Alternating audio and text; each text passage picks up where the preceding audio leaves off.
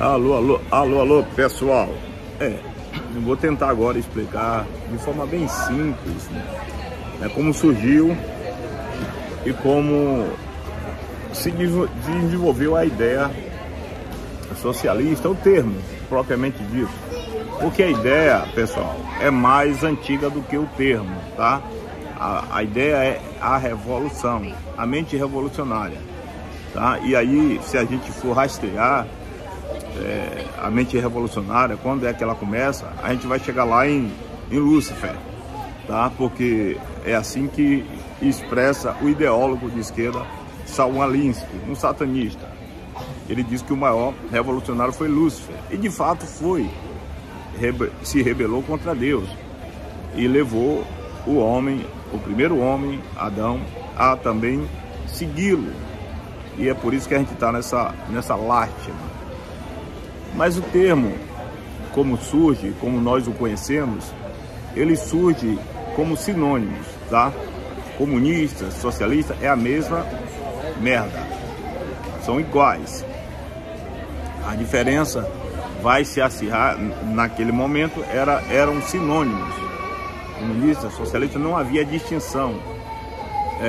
Então, quando o Lenin defendia, como Karl Marx dizia, a tomada do poder tinha que ser abrupta e violenta, e ele assim o fez, e assassinou a família Romanov.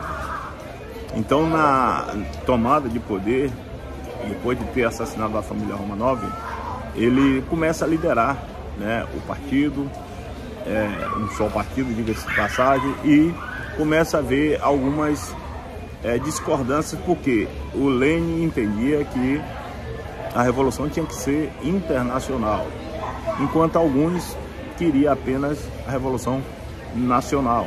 Eram os nacionalistas, que seguiam a mesma ideia de Stalin. E quando Lenin morre, essa divisão entre socialista e comunista ficam mais evidentes, né? Elas se tornam mais evidenciadas, porque o Stalin, ele propõe essa ruptura. Quando ele começa, depois dele ter chegado ao poder, obviamente que ele deu um golpe em Trotsky e depois manda assassinar Trotsky, que ajudou, que fazia parte, era o segundo homem, tanto quanto ele, de poder, mais poderoso na antiga União Soviética, e ele, depois que Lenin morre, ele dá um golpe. Podemos especular. E manda, depois chega o poder, ele manda assassinar o Trotsky. Enfim, e o Trotsky começou a defender uma revolução permanente. E eles fazem isso até hoje. Tá? A revolução é permanente, embora muitos não a percebam. E o Stalin, ele aí vai acirrar essa distinção entre comunistas e socialistas. E aí depois vão surgir os socialistas mais moderados, os fabianos, enfim. O Stalin, e qual é a diferença? Olha, o fim é o mesmo, ok? O fim é o mesmo. Não existe economia socialista, isso foi provado, né? Quando Mises apresentou essa tese, foi demonizado, né? Um gênio, hoje consideramos um gênio, Ludwig Mises, mas foi demonizado naquele momento. A atmosfera da elite intelectual era toda socialista, e como hoje também o é no Brasil, né? A elite política, artística, é tudo comunista, socialistas, enfim, e tudo revolucionários também, né? Diga-se de passagem. Então, o fim é o mesmo. Economia é controle total da economia, controle total da sua liberdade. Para controlar a sua liberdade, eles precisam ter o controle da economia. A economia capitalista, socialista, não existe, não funciona. É por isso que alguns dizem que a China é capitalista. A China é comunista. assim como o Brasil é socialista ou comunista, existe um capitalismo de Estado. Tá? O capitalismo é uma evolução natural e espontânea da civilização. Ok, só isso.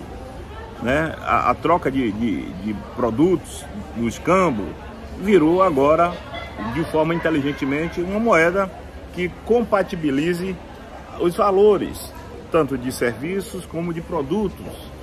E esse valor é a moeda, como nós a temos. Facilitou e muito. Foi uma invenção, não foi uma invenção de um expert, é uma evolução natural.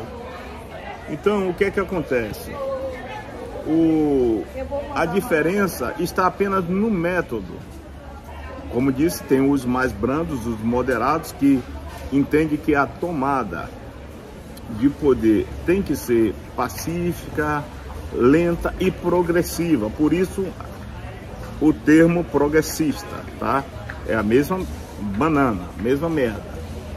E enquanto o outro lado é de uma linha mais violenta, né? Digamos assim, leninista. Só para vocês entenderem, leninista é essa via mais violenta que o Marx defendia, Karl Marx. E o Stalin defendia apenas do mesmo modo, mesmo fim, porém dentro apenas do país dele, da antiga União Soviética. E deu no que deu. O socialismo colapsou. O que é que teve que fazer? Stalin, espertamente, ele abre para os capitalistas explorar aquele antro de miséria e fome e devastação em que a Rússia a antiga União Soviética se encontrava. Portanto,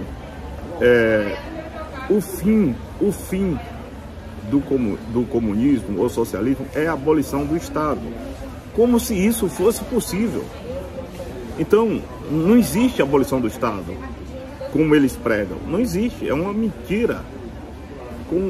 Porque a ideia é utópica, obviamente, e fantasiosa. A ideia é que após o colapso do capitalismo, haveria a entrada do socialismo, e quando as pessoas estivessem prontas, eles dariam o golpe final e implantariam o comunismo, abolindo o estamento burocrático, né? O Estado.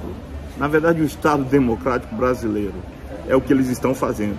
Então, veja, a abolição do Estado não existe. Porém, esse Estado já está abolido. O Estado já foi abolido.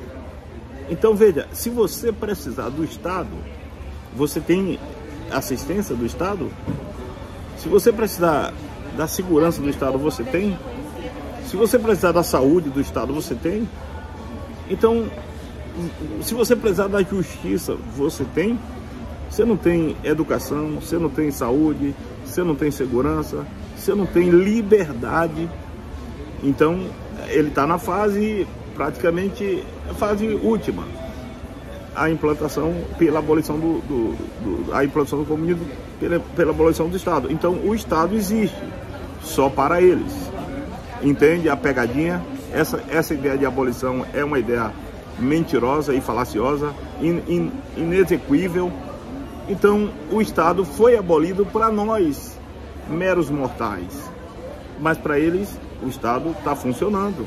Nós, né, como dizia Margaret Thatcher, o socialismo funciona enquanto o dinheiro dos outros não acabar. Então, quando acabar o dinheiro dos outros, dos pagadores de impostos, quando o Estado não tiver mais fomentando essa gastança, aí a gente entra na fase comunal, eles num pedestal, protegido por esse exército de melancias, tá? E o povo se matando cá embaixo. E a ideia de extinguir a polícia militar e civil, assim como a ideia de extinguir as Forças Armadas, isso já está em passo acelerado. Acelerado, tá bom? Eu observo isso há mais de 20 anos, dentro das Forças Armadas. Nas polícias estaduais não é diferente, tá bom? Então, que Deus abençoe e saibam que o poder ele não quer que você pense, ele não quer que você reflita, e ele ganha você dizendo que está defendendo a democracia. E aqueles que se levantarem, eles vão destruir, ok? Um abraço, Deus abençoe.